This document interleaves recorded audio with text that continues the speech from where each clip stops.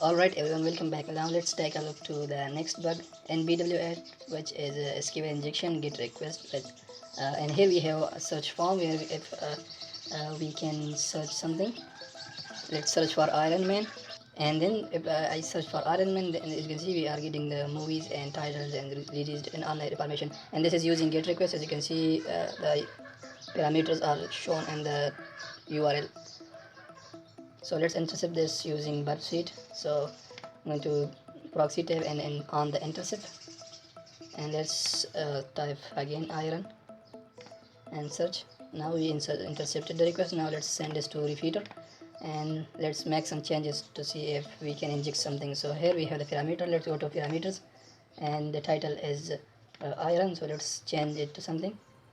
We are using the get request, so it should be URL encoded, so we need to change the things here. So and here we can render the result. So let's enter something with code and apply this. As you can see, it is added here and send request. We got 500, so something that happened, and on clicking this we can render the web page. Now here I have some SQL script. Let's apply that, and let's say this is just as the title, this title variable, and then we are using onion all select table schema. We are showing the database tables using this query. So select database table schema and table names, and then null, and then from we are showing this from information schema, which is database, and showing the tables of that. So if I apply this and let's send the request, it is loading. Let's see, we got 500 again.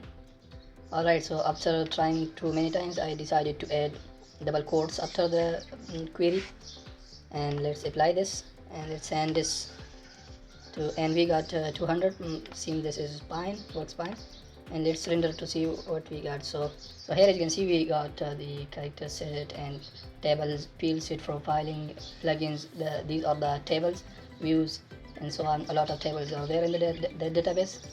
Actually we are viewing all the tables. So let's add this to the proxy and send this request in the browser. So I will copy this query, the URL encoded one. Let's go back to the proxy, and let's, instead of iron, let's pass this one. Now it is added. We can add it right here as well. As you can see here, we see all that. So let's forward this request to the browser, and if I go back to the browser, here as you can see we got all the tables. So these are the WordPress. I have WordPress database. So these are the WordPress tables, statistic tables, and so on. A lot of tables are there.